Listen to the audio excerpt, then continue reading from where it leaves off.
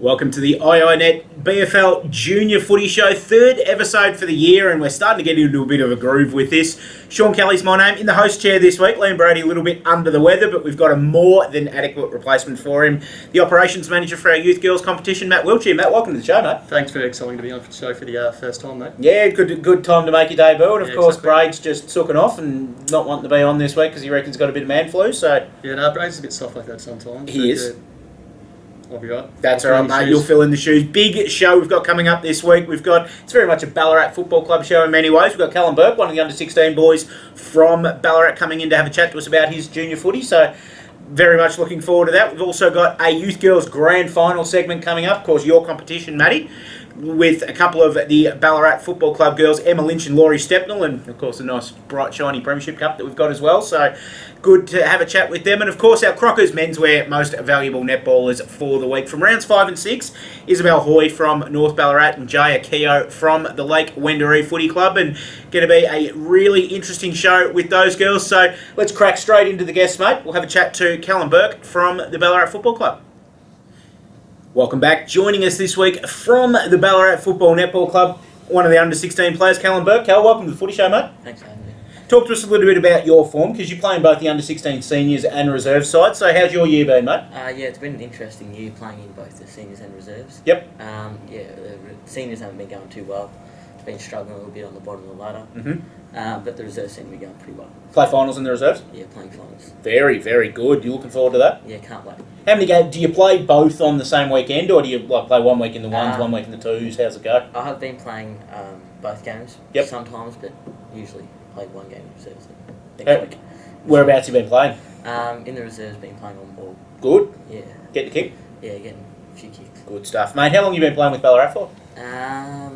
Not quite sure, but I played my 100th game a couple of weeks ago. Okay, so you've been playing basically for a long, long time. Given we only play 16 games in a season, you've playing for a fair few years. Yeah. No, that's awesome work, mate. Now, tell us a little bit about where you want to go with your footy when you grow up. Obviously, are you bottom age or top age 16s? Bottom age. Bottom age, so you've still got another year next year. But after that, do you want to push up into the 18s for the Swans? Yeah, I'd like to push up into the 18s and hopefully play senior footy for Ballarat. Oh, awesome. Sounds like you got it all planned out, mate. Yeah. Now, you're also been doing a bit of work experience in here at the BFL during the week. Have you found that? Yeah, it's been good. It's been really good. We haven't got you doing too much menial tasks or anything, have we? No, not really. No, good stuff. Played interleague footy throughout your days? Yeah, I have a couple of years back. Yep. Played in the under-12s. Okay, how'd that go? How did you enjoy the experience of playing interleague with blokes, obviously, that you don't play with every week?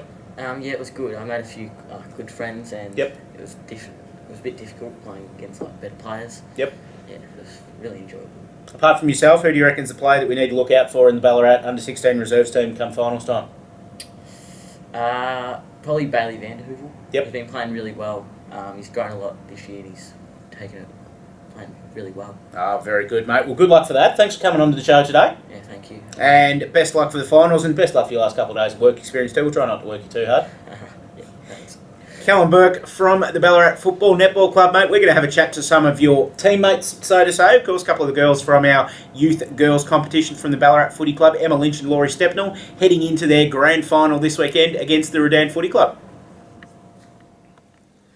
Welcome back to the IINet Junior Footy Show. It's time to have a look at the Youth Girls Grand Final being played this weekend between Ballarat and Redan, and I have two members of the Ballarat Youth Girls team with me, and of course this nice shiny little premiership cup that they'll be playing for on the weekend. Firstly, Emma Lynch. Emma, welcome to the show. Thanks for having me, Sean. And Laurie Stepnell. Laurie, welcome. Thanks for having me. Now, it's a big game this weekend, but Lynchy, you're not actually going to be there, are you? No, won't be. You're playing with the State Schools Victoria under-16 side up in Darwin on the weekend instead, aren't you? Yep, that is correct. With, I think there's 3 other girls from the region, Nikita Alexander, Nikesha Jones and Amy McDonald, of course. Yep. Talk to us a little bit about that, how you obviously went about getting selected for that, and obviously the trade-off in playing for your state, but missing out on what could be a third successive premiership for it. Yeah, well, the training we went through down there was just, we had a training day and then we had a practice match, and I thought I played pretty well, and obviously the coaches did too, and I ended up getting selected. But yeah, I knew from the start that I'd miss grand final from training, so that was kind of but I've been lucky enough to play in the past 2 Swans premierships, so I know it'd be good to play in this one and go again for the 3. But I guess that's what you get for trying to play high levels, and sometimes you have to sacrifice stuff for, yeah.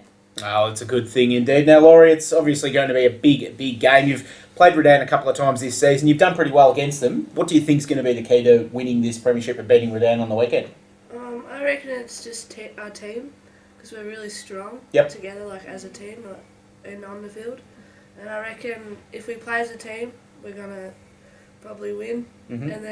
But they've got a strong side, but missing Lynchy and we're missing Lily and Nikisha might be a bit hard because they're our key players, and they're missing only one player, which is Amy. So although that's a pretty significant player, given she won the Youth Girls Best and Fairest this year. She's good. Yes. Talk to us a little bit about what Youth Girls Footy's meant to you, because this will be your last game in the Youth Girls competition, and without trying to pump up your tyres, you have been one of the stars of the competition since it's come in. And what's this Youth Girls competition meant to you over the last 3 years? Well, I started football when I was younger, and I stopped playing because it was all boys. And since Youth Girls started, it made me feel better with other girls that wanting to play. Yep. And since we've won 2 years in a row, it means a lot if we won 3 years. Because then we're undefeated, and it'll be my last year. Yep. It'll be really exciting. So, yeah.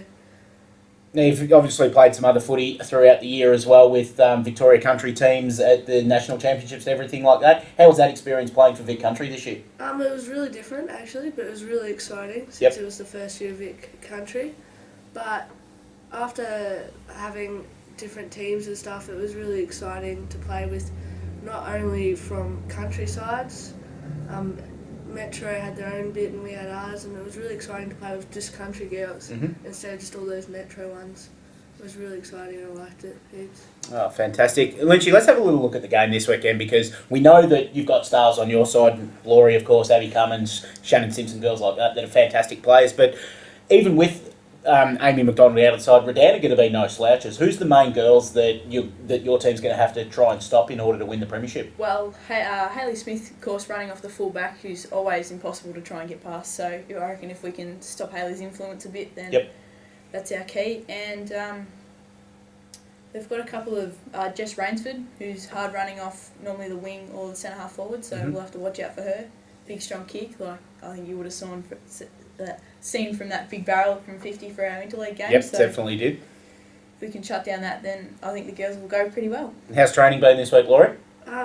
Bit intense. It was raining yesterday for our training, so yeah. I heard it actually got called off. Yeah. There's a little bit of complacency creeping in here. Dad said that since it was raining, he didn't want us to injure ourselves or anything. What happens if it's raining on Saturday? Does he just say, "Oh, we're not going to play"? Nah, but that's our game plan. We're going to be extra harder on the weekend because we won't be injured. Very good. The other team, they'll probably be injured by now.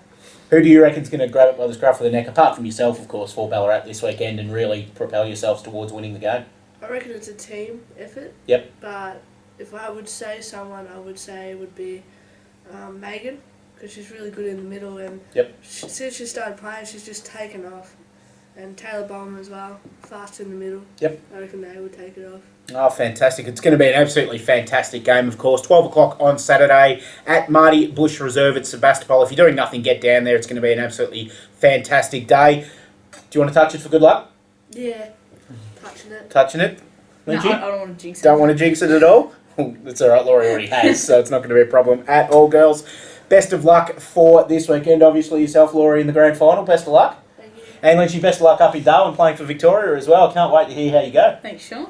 Thank you very much to Emma Lynch and Laurie Stepnell from the Ballarat Football Netball Club, who are going to be playing in their third successive Youth Girls Grand Final this weekend.